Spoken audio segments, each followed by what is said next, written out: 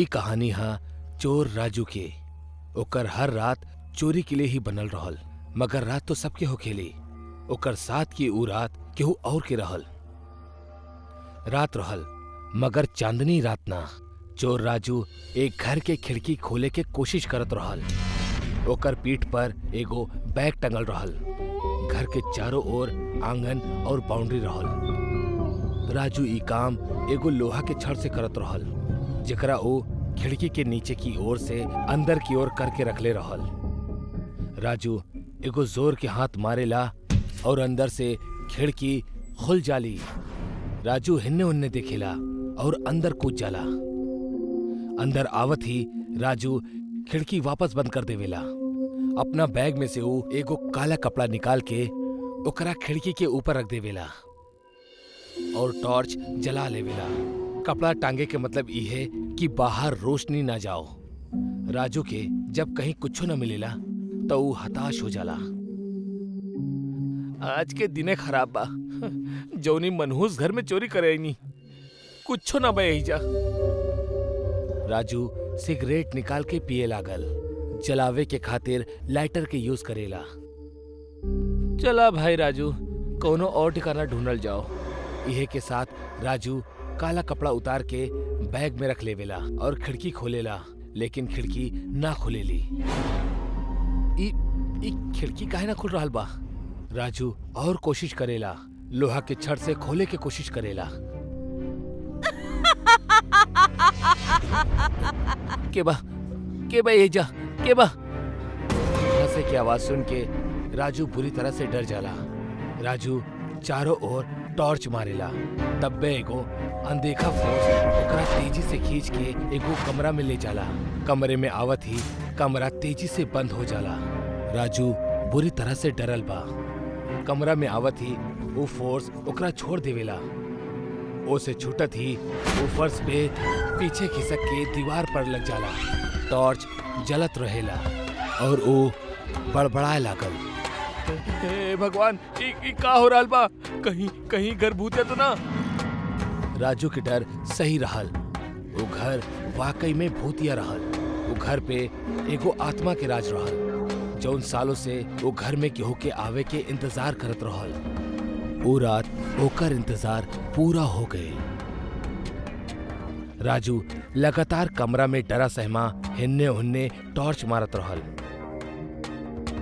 देखा तू चेक क्यों भी बड़ा, प्लीज हमरा के ज्यादा, हम वादा करता नहीं आज के बाद फिर कबो ना आई भेजा। तब बे वहीजा एको लड़की प्रकट होखिली, जौन सफेद कपड़ा पहनले बाड़ी, ऐसे जैसे कोनो लाश सूख गईल होखे। राजू ओकरा देख के बुरी तरह चीखेला।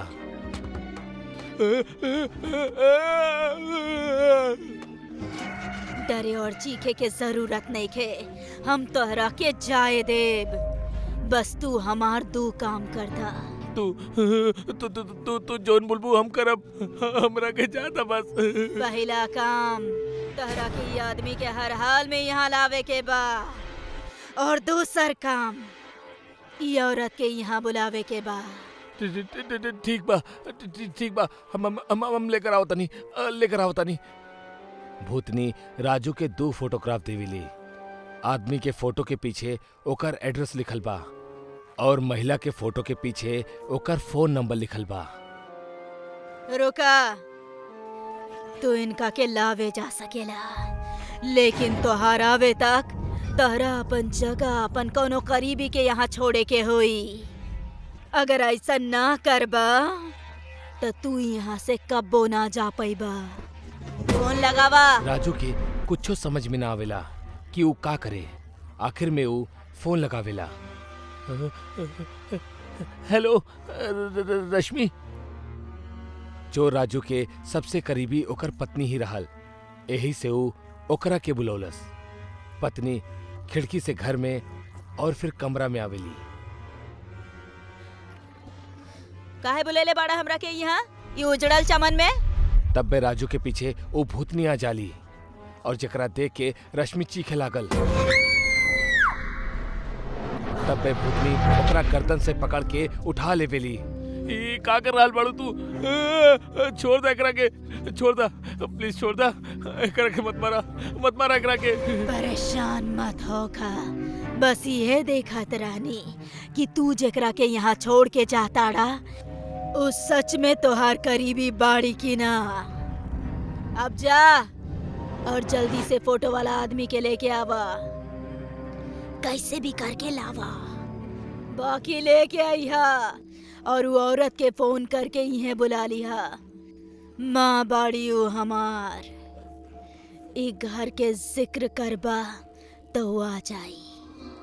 भूतनी छोड़ देवेली, रश्मि बेहोश हो जाली।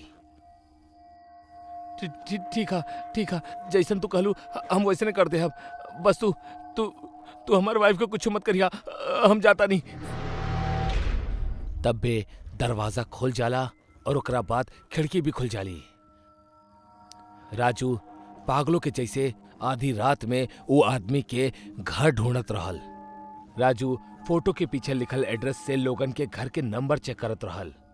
फोटो के पीछे सुंदर नगर 12/48 लिखल रहे।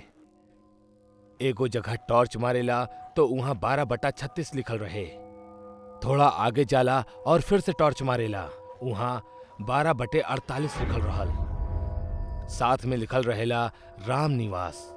राजू अपना बैग से देसी कट्टा निकालेला और हाथ में पीछे के अंदर तक जाला। बेल बजावेला। 2 बार बेल बजत ही एगो आधी नींद में एगो आदमी बाहर आवेला। जी कहीं? सुनील जी से मिले के बा। हमें सुनील बानी कहीं? नाम कंफर्म होखत ही राजू सुनील के सर पे देसी कट्टा के पिछले हिस्सा से वार कर देवेला। सुनील ओकरा बाहों में झूल जावेला। राजू अपन फोन निकालेला और लेडी से बात करे लागल। हेलो, हमार नाम राजू हा। ये वक्त हम आनंद नगर के घर में कैद बानी। आप ना नहीं तो हम मर जाइम। राजू सुनील के एगो बाइक पे बांध के लेके निकल जाला। राजू ओकरा खिड़की से अंदर ले आवेला और खींचत हुए कमरे में ले जाला।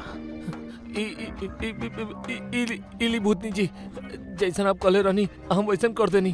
अब शायद हमरा के वो औरत भी आए वाली हुई। ओहो आ गइल बाड़ी। घर के ताला खोल के अंदर दाखिल होकेली। अंदर आवत ही वो लाइट जलावेली। के बा अंदर? के फोन कैले रहे हमरा के? कमरा से आवाज आवेली। माँ, हम बोलेले बानी आपके, हम अपनी कमरा में बानी माँ। आवाज सुन के माँ परेशान और हैरान हो जाली। वो दौड़त हुए कमरे में जाली। नीलू। कमरे में ओकरा राजू, ओकर बेहोश बीवी और सुनील मिलेलन। वही जे भूतनी खड़ल रहेली। नीलू नाम लेत ही भूतनी एगो सुंदर सी लड़की में बदल जाली। हाँ माँ, हम तो हर नीलू। तू कहाँ चल गए रहलू हमार बच्ची? कितना ढूंढनी तारा के हम। तू जिंदा बाड़ू, मगर हम तो तोरा अपना हाथ से मरले रहनी। यही जे सुन ले लू माँ, हमार मंगेतरी हमरा के मार के ए पलंग के नीचे दफन कर दे ले रहे। काहे कि हम एकरा के जबरदस्ती करे से रोक ले रहनी, तभी हमार विश्वास के चीर ले रहे। और अब हम एकरा के चीर दे। अब हम आजाद बानी माँ, अब हम आजाद बानी। चलतानी माँ। इतना कह के नीलू फिर से भूतनी बन जाली और अपन हाथ सुनील की ओर करेली और गर्दन टेढ़ी करेली। सुनील दीवार से जाके चिपक जाला और ओकर हाथ मुड़ के टूट जाला। फिर टांग भी मुड़ के टूट जाली और ओकर मुंह टेढ़ा और बड़ा सा फट जाला। भूतनी गायब हो जाली। वही जा कमरा में रोवत माँ, हैरान राजू और बेहोश राजू के पत्नी रहल। हर इंसान के अपना कर्म के फल यह जन्म में भुगते के पड़ेला। यही से कहे नी, बुरा कर्म करे से पहले सोच ला, अगर ओकर परिणाम तोरा भुगते के पड़ी तक का तू सह पैबा?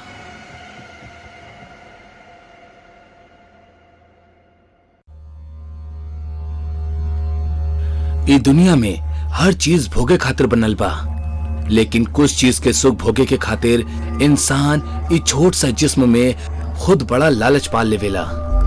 वो भूल जावेला कि लालच एगो बुरी बला बा, बहुत ही बुरी बला।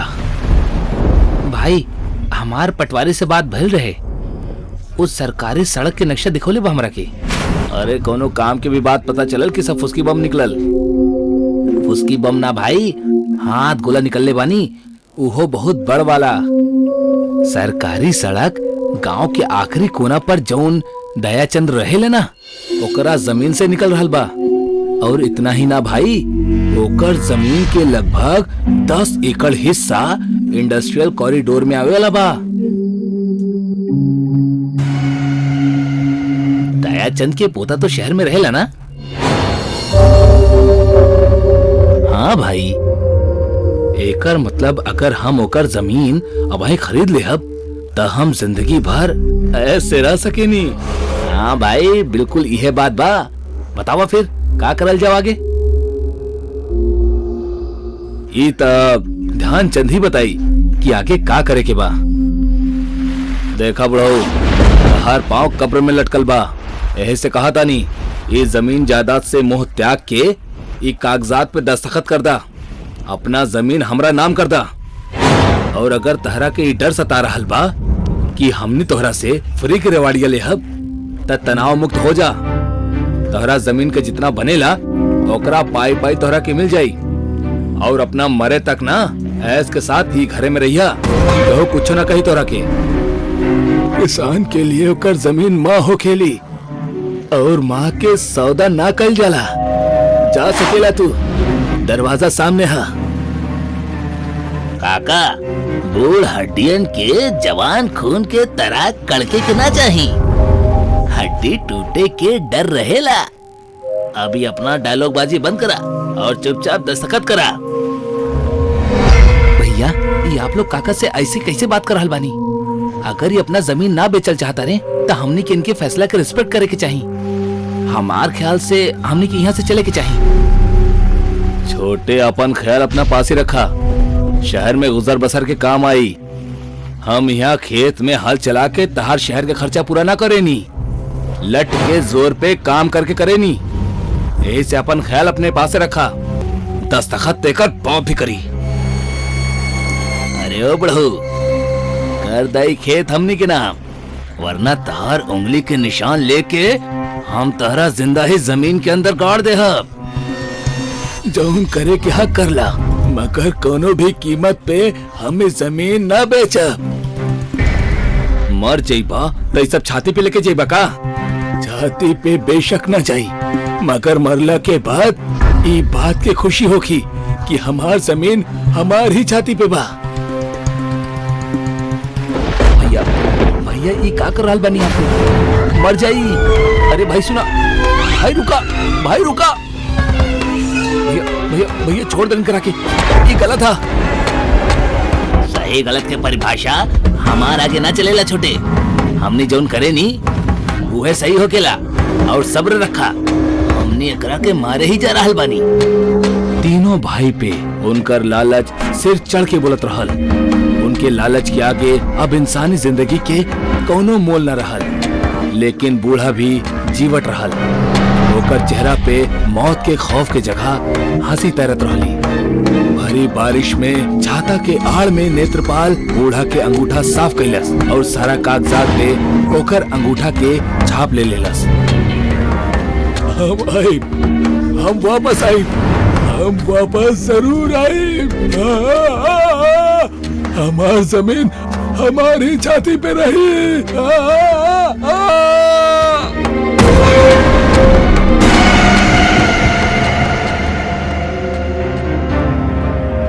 भाई, आज शराब के हर घूंट के साथे दयाचंद के याद आवत रहली। पिछला साल जब ओकर जमीन हथियौले रहनी ना, वो समय यह मौसम रहल। साला का बोलत रहल? हमार जमीन हमारी छाती पे रही।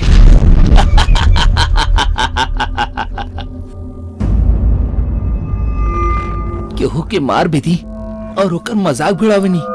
कितना क्रूर बानी आप लोग। ए जीवन एको जंगल के जैसा ना छोटे, जहाँ शेर हमेशा कमजोर के खावेला और कब्बो भी एकर खेत ना जतावेला। तो हर सोच के सुई बेकार में ही एक जगह पे अटकल बा छोटे। आगे बढ़ा आगे। पर भाई वो मरल हड्डी एगो बात और बोले रहल, हम वापस आइब, हम वापस आइब, हम वापस जरूर आइब। अगर वो सच में आ गई था। अरे भाई अब वहीं तो तू एक पैक लगोले बड़ा, और तू कैसन बैकल बैकल बात करे लगला? हाँ, दारू पिया आराम से, हमारा लोग कब वापस ना आवेले। लेकिन सोचा अगर वो वाकई में वापस आ गई था तो हर बुराई के खत्म कर दी, जैसे भगवान राम रावण के मार के कैले रहले। कहले रहनी ना कि हम वापस आई, हम आ गए बानी तू सबके लेवे।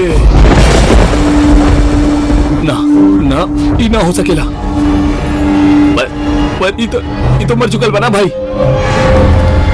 जान बचावे के हाथ भागा।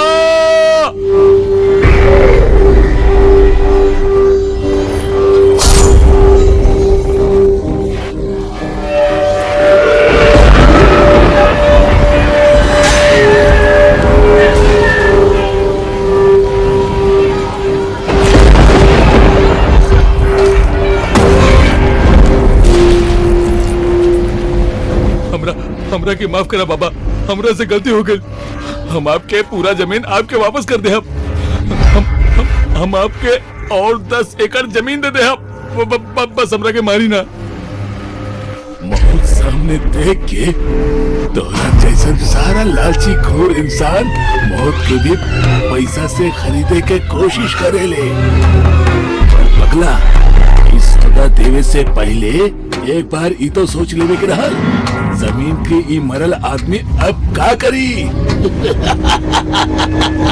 बोला का करी।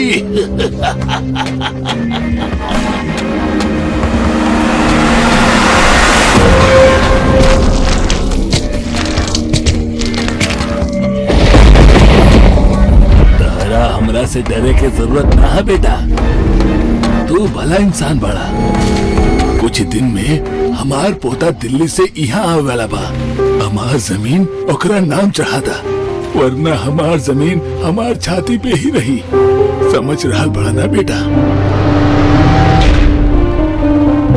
जरूरत से ज्यादा हासिल करे के चाहत लालच के जन्म देवेली, और लालच बुराई के, और बुराई के नाश हो खब हमेशा तय रहेला।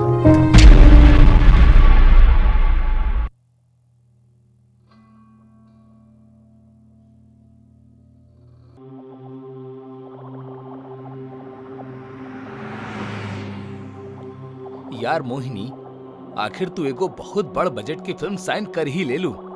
एकर खातिर तहरा के बहुत बहुत congratulations. Thank you. Thank you से काम ना चली, तोहरा पार्टी देवे के होखी, और वो बहुत बड़ पार्टी। ओके, बट अभी फिलहाल छोट पार्टी देहब। लेकिन एक बार जब हमार फिल्म बन के रिलीज हो जाई और हम बहुत बड़ी सुपरस्टार बन जाई, फिर रोज बड़ बड़ पार्टी देहब। ओके डन। डन।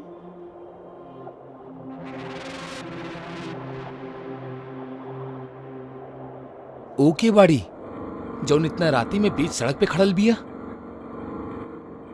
लगता कि वो पागल लड़की बिया, ना था इतना रात के एगो लड़की सुनसान सड़क के बीचों बीच का करी।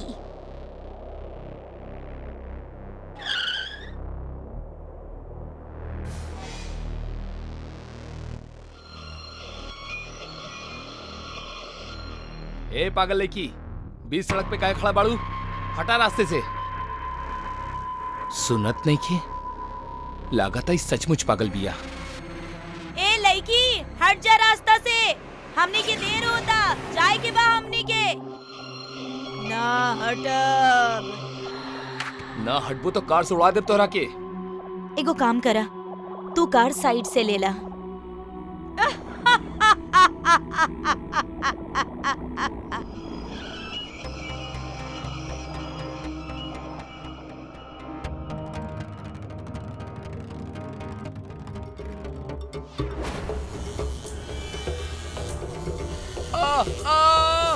बचावा बचावा।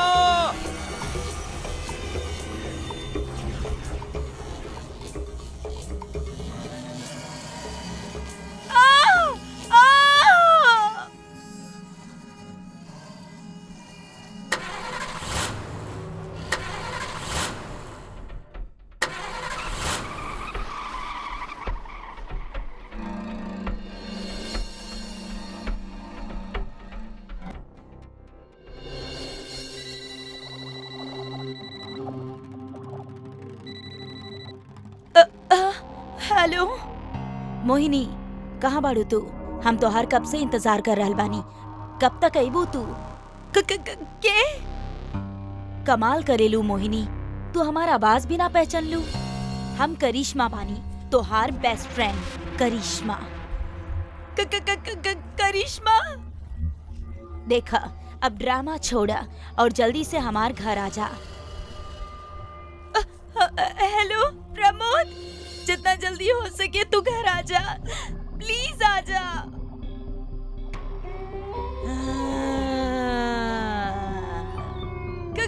के बा देखा तू जे भी बाड़ू, सामने आवा, सामने आवा।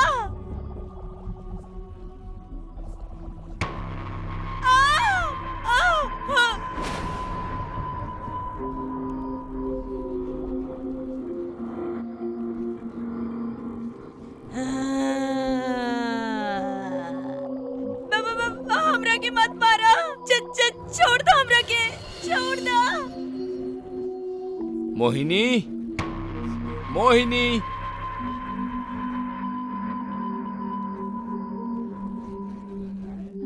प्रमोद, प्रमोद हमरा के बचाला, बचाला हमरा के।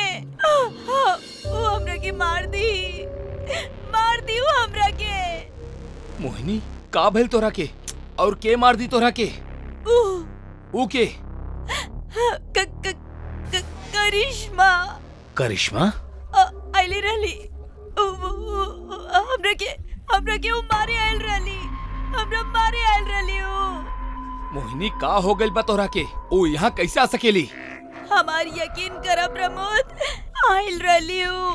तरह के पता बा, हम और लकी घर आवत रहनी, तब वो लकी के रास्ता में ही मार डालली और फिर वो हमार पीछे पीछे यहाँ तक आ गईली और वो हमरा के भी मारे ही वाला रहली कि तू आ गईला और वो भाग गईली। मोहिनी, ये इम्पॉसिबल बा। तू शायद भूल रहल बाड़ू। तो फिल्म में लीड हीरोइन के रोल पावे के खातिर करिश्मा के मार देले रहलू और एक काम में हम और लकी तोहर साथ देले रहनी। प्रमोद, वो आइल रहली, वो जिंदा बाड़ी। तू हमार यकीन काहे ना करत आना? काहे कि मोहिनी जे मरेला वो कब्बो लौट के ना आवेला और यह सच्चाई है। ये देखा, करिश्मा के कॉल बा। कहाँ बाड़ू तू मोहिनी? तू अभी तक आइलू काहे ना? हम कब से तोहार इंतजार कर रहल बानी। जल्दी आ जा प्लीज। सुन ला तू, सुन ला। मोहिनी, हमरा के लग रहल बा केहू मजाक कर रहल बा, केहू करिश्मा की आवाज में मिमिक्री कर रहल बा तोरा साथे। लेकिन क्यों ऐसन काहे करी? काहे कि हमार जान अब तू सुपरस्टार बने वाला बाड़ू। शायद केहू तोहरा के करिश्मा के मारत देख ले बा और अब वो तोहरा साथे खेल खेल रहल बिया ताकि वो तोहरा से पैसा इट सके। अगर ऐसन बात है फिर लकी के मारे वाली के रहली और तोहार आवे से पहले जे हमरा मारे वाले रहली वो के रहली? प्रमोद, हम कर रहल बानी ना, करिश्मा जिंदा बाड़ी। वो हमनी से बदला लेताड़ी, उधर के और हमरा के दोनों के मार डाली। ओके बाबा, ओके। अगर ऐसन बात बा त तू चला हमरा साथे। वहाँ जाके दूध के दूध और पानी के पानी हो जाई और तोहार वहम भी दूर हो जाई।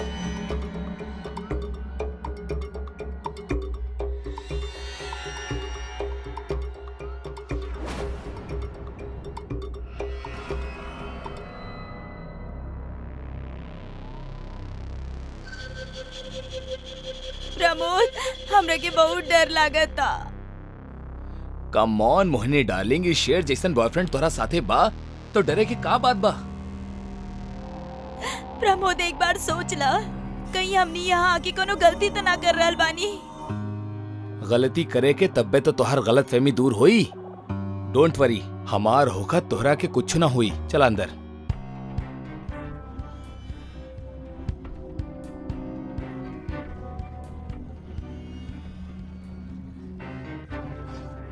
करिश्मा, करिश्मा,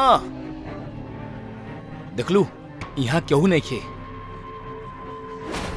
ना प्रमोद, उई है कहीं बाड़ी, हम फील कर सके नहीं ओकरा के।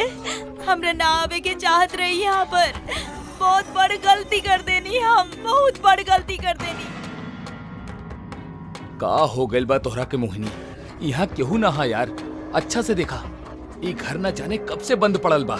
कितना गंदा बा यहाँ सब कुछ। अगर यहाँ केहू या फिर करिश्मा भी होकत तो साफ सफाई होकत की ना। हाँ, बाकी हमार यकीन कर प्रमोद, हमरा बहुत स्ट्रांगली फील होता उई है कहीं बाड़ी। तू चला यहाँ से अब। करिश्मा, करिश्मा, देख लू ना, इतना आवाज देला के बाद भी करिश्मा ना आई। अब तक यकीन करला कि करिश्मा मर।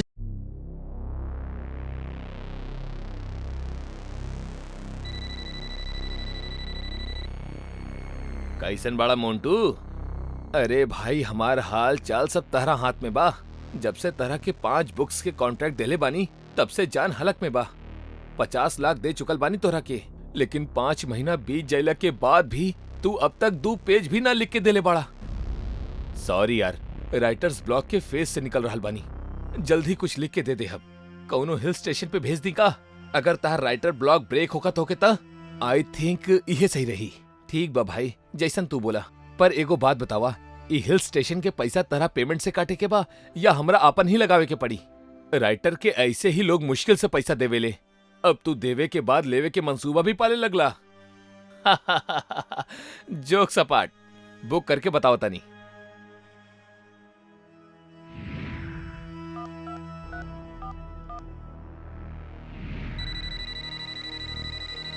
हेलो मोंटू जी, प्रणाम। कैसे याद कैनी गरीब के?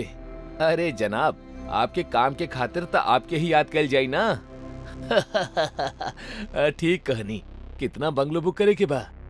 एक ही चाहिए शर्मा, लेकिन ऐसन जहाँ बैठ के कहानीकार के विचारन के लाइन लग जाओ। अरे बस इतना सा बात मोंटू जी, समझा काम हो गई। एगो ऐसन बंगला दिखाए कि तबीयत खुश हो जाए, वो भी आधे दाम पे। फिर तो कौनो न कौनो कीड़ा कांडी जरूर होगी। अरे सर, कीड़ा कांडी तो कौनो नहीं खे, लेकिन वहाँ एगो पेड़ हा, बस उहे से दूर रही। अरे पेड़ के का अचार डाले के बा? हम राइटर चौधरी से बात करके उनकरा के वहाँ भेजा तानी। कल या परसों तक ही वहाँ लैंड कर जाई हैं। लेकिन ध्यान रखिया, बहुत ही खास राइटर बाड़े, कोनो परेशानी ना होके के चाहे उनकरा के। अरे टेंशन मत ली मोंटू सर, आप भेजे उनकरा के, बाकी हम देख ले। अब प्रणाम।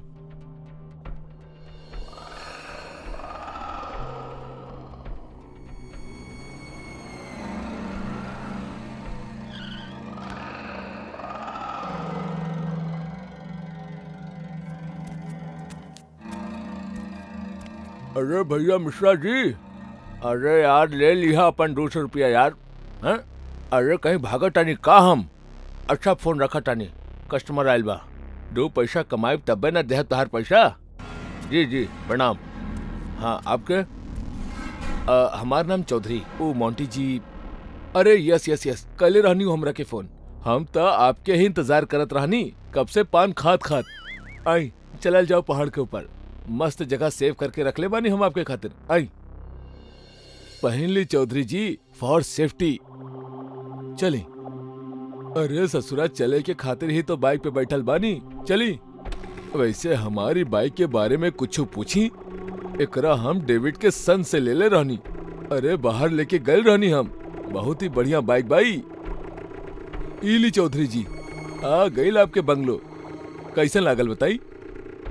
Mind blowing. इहे तो चाहत रहे हमरा के। अरे तो बस बात पक्का भइल। इली घर के चाबी और घुस जाइए अंदर।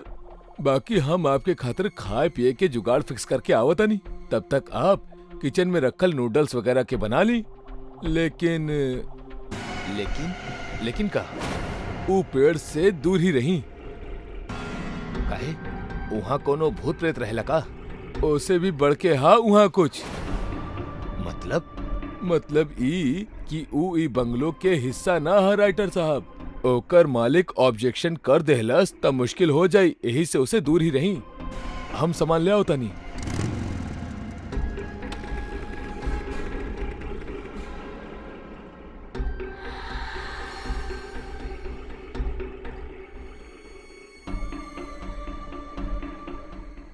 हाँ Montu, place is damn beautiful. काश तू यही जा होकता। जन्नत हा जन्नत। अच्छा चला बाय, आई थिंक वो आ गेल बा।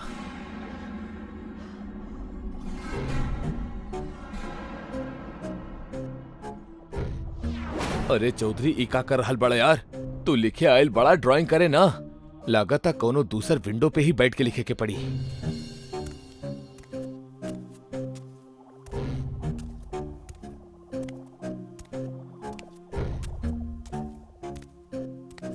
यहाँ तो हर तरफ से पेड़ दिखाई दे रहल बा।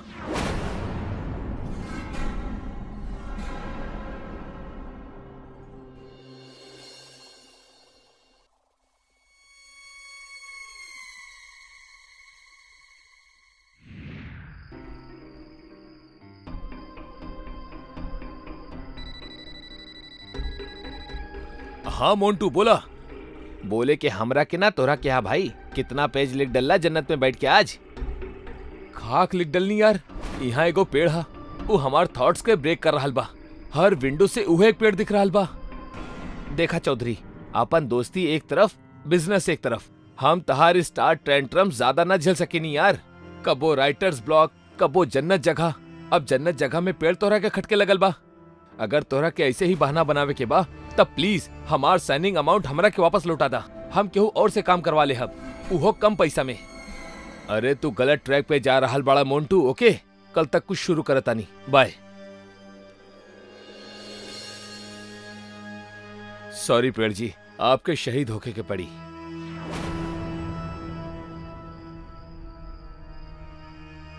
बन गई बात।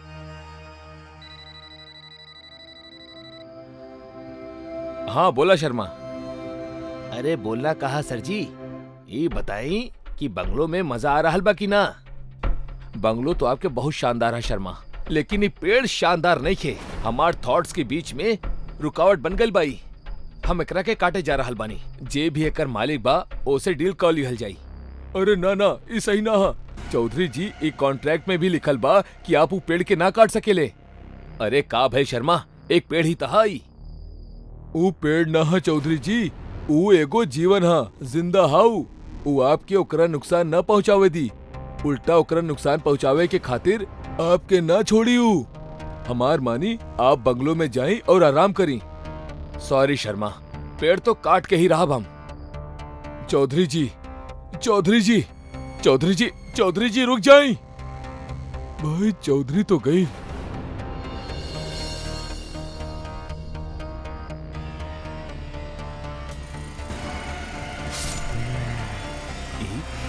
तो खून हा।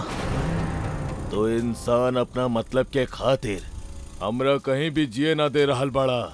जहाँ भी बसतानी वही जे काटे आ जा रहल बड़ा। हम पूछतानी, जब हम ही ना रहब त तू धरती पे कैसे रह पाइबा। हम ही त तहरा के ऑक्सीजन देतानी और तू हमरा के ही मार रहल बड़ा। अगर हम तहरा मार दी त कैसन रही। ना, ई ना हो सकेला, ई ना हो सकेला।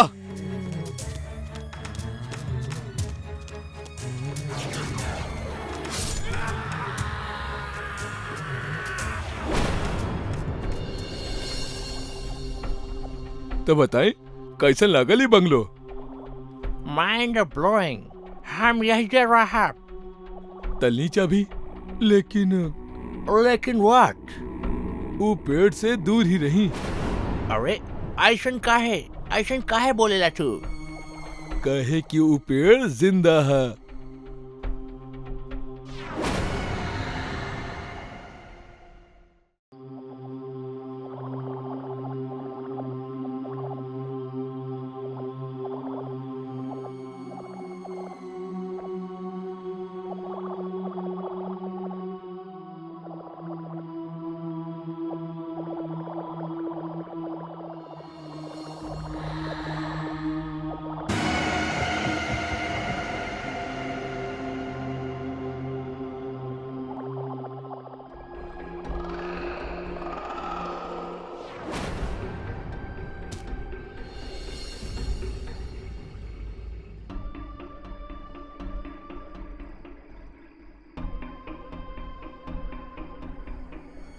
आजकल हम बहुते देर तक सूते लगल बानी।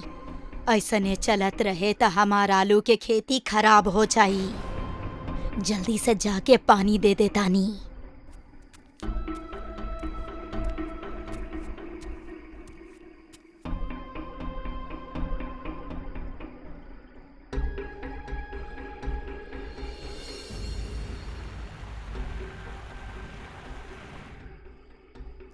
हाय रे हमार कमर। केहू ठीक ही कहले बा, खेती कईल कोनो आसान काम नइखे। आलू के सारा पौधा के अच्छा से पानी दे देले बानी। अब बस इंतजार बा त आलू के तैयार होखे के।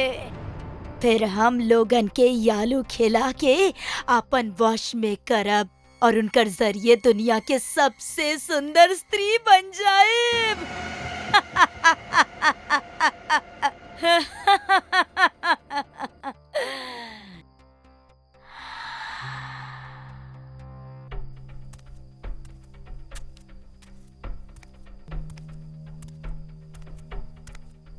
हाँ?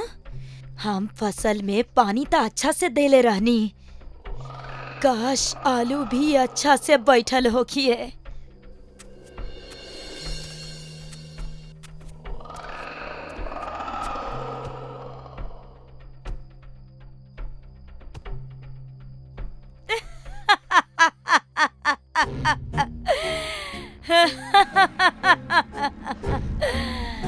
अरे वाह, आलू तो अब बहुते बढ़िया भइल बा। एकदम सोना के तरह चमक रहल बा। अब होई मकसद पूरा।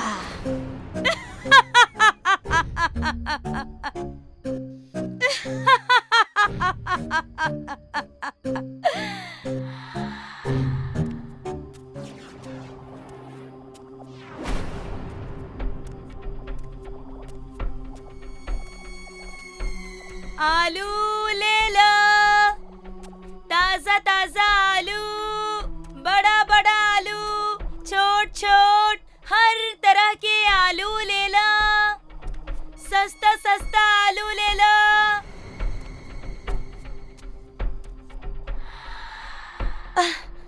इतना रात के कौन औरत आलू बेच रहल बाड़ी? आलू ले लो आलू, जंगल में मिली पुरान भालू, हमार पास मिली ताजा आलू। आलू वाली बहिन, तू इतना रात के आलू बेच रहल बाड़ू? का करी बहन जी, हमनी चुड़ैलन के, अब हमार मतलब हमनी दुखियारी औरतन के रात में ही वक्त मिलेला ना। अच्छा, आप भाव का लगेले बाड़ू? 50 के 4 किलो। बाकी हमरा पास तो 50 रुपया नहीं खे। जितना बा उतना ही दे दो। दे तो दी, बाकी बहिन बुरा मत मनिहा। तू आलू बहुत महंगा बेच रहल बाड़ू। का बहन जी, आपके महंगा लागता तो 25 से दे दो। आप खुश रहो बस। 25 ना, पूरा 20 देम। दे रहल बाड़ू तो द, ना तो तू अपन रास्ता हम अपन रास्ता। बोला का बोल रहल बाड़ू? बोले के का बा बहन जी, हमरा के तो आपके व्यवहार बहुते अच्छा लागल। आप ऐसन करी, 20 रुपया में 4 ना 5 किलो ही आलू ले ली। लागता ई सब्जी वाली पगला गइल बाड़ी। ऐसे 200 रुपया के आलू 20 रुपया में बेच रहल बाड़ी। पागल कहीं के। बाकी हमरा के का, एकरा से पहले कि एकर मन बदल जाए, आलू लेके फूट लेतानी। का सोचे लगनी बहन जी? तौल दी ना? हाँ, तौल दा ना। हाँ, इली बहन जी आपके आलू, और ये तोहार पैसा।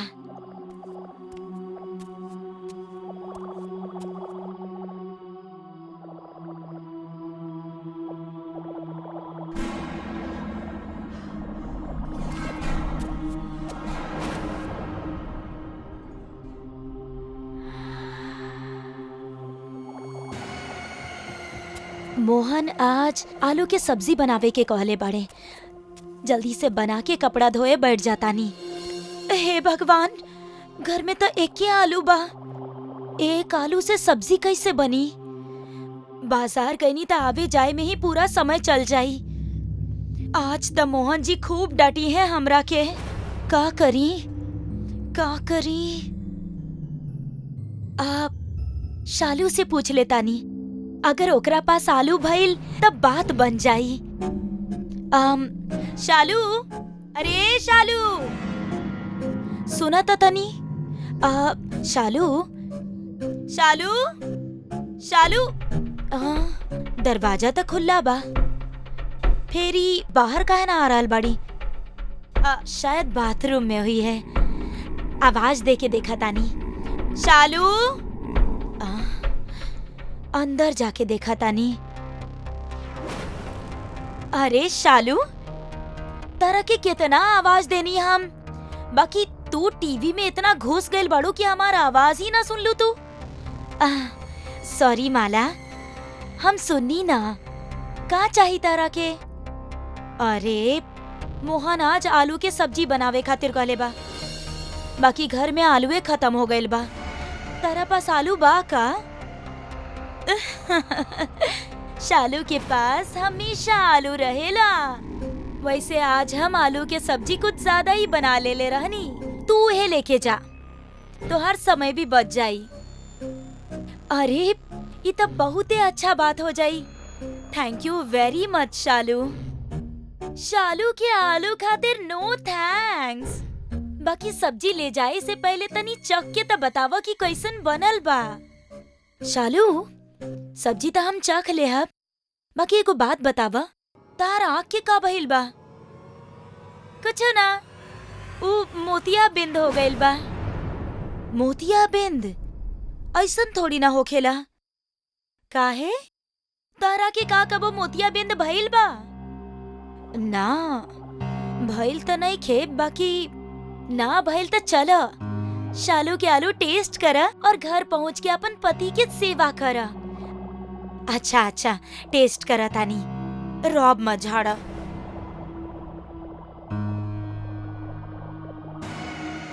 शालू के आलू, चुड़ैल के भालू सब एक बा। हमनी सब एक बानी। माला, बहुत तेज भूख लागल बा, जल्दी कुछ खाए के लगा दा। तहरा के आलू के सब्जी बनौले खातिर कहले रहनी, बनौलू का? तहरा खातिर त हम आसमान से तारा भी तोड़ के ले आई।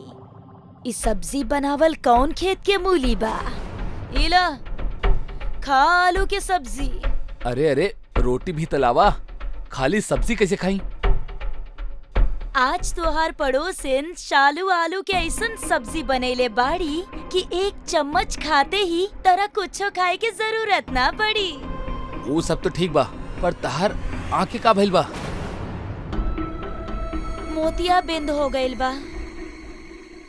अब तू बोलबा कि मोतिया बिंद ऐसा ना हो खेला, तो हम पूछब कि तहरा कबो भइल बा का?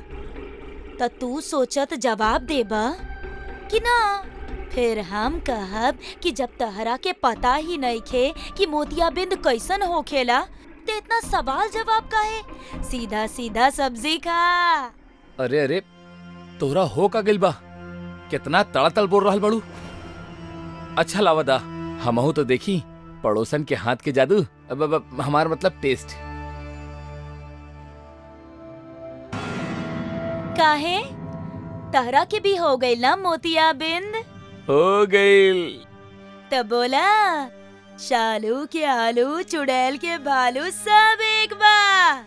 हमनी सब एक बानी। शालू के आलू, चुड़ैल के भालू सब एक हा, हमनी सब एक बानी। बन गइल बात। धीरे धीरे सब हमार कब्जा में हो जाई है। जल्दी से बचल कुचल आलू भी बेच देता नी। आलू ले लो, आलू फ्री में आलू ले लो। गवर्नमेंट वाला आलू ले लो, फ्री के स्कीम वाला आलू ले लो। आलू ले लो, आलू। हाँ, फ्री वाला आलू हमरा के दो। अरे के दो, हम पहले बोले बानी ना। अरे हमरा के चाहिए, हमरा के दे दो, अरे हमरा के चाहिए। अरे रे रे रे रे रुका रुका रुका, आप लोग लड़ी मत। आप लोग 3 बानी, तीनों आधा आधा आलू ले जाई, बात खत्म। सरकारी माल पे तो सबके हक होके के चाहिए, है ना? एकदम ठीक करू, सही करू। ई खइए आलू और हमार काम होकल चालू।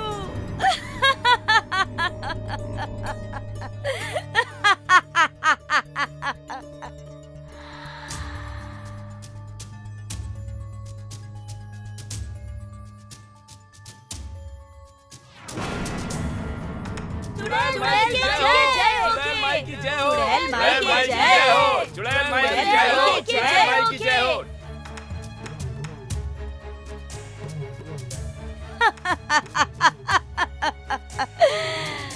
हमार आलू काम कर गईल। अब बस तू लोग हमार गुलाम बाड़ा। हम जौन कहब तू सब लोग वे करबा।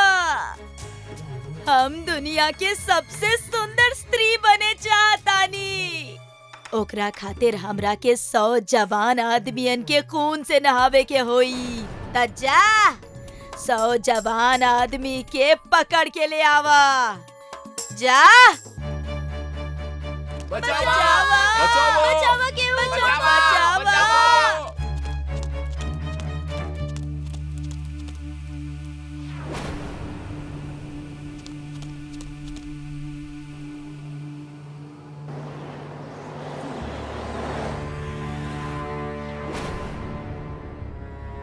रुक जा मूर्ख बाबा, तहार हिम्मत कैसे भइल हमार गुलामन के रोके के? एकर सजा मिली तहरा के। मरे खातिर तैयार हो जो।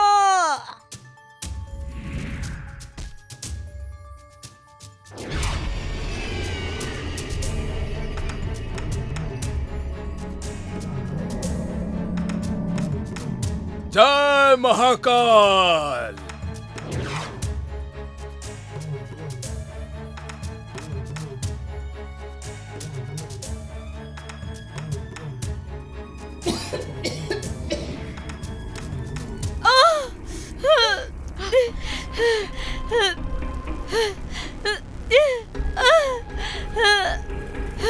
ई का कैला तू बाबा?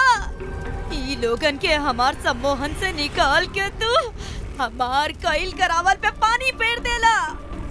और ई हमार शरीर काहे जले लागल?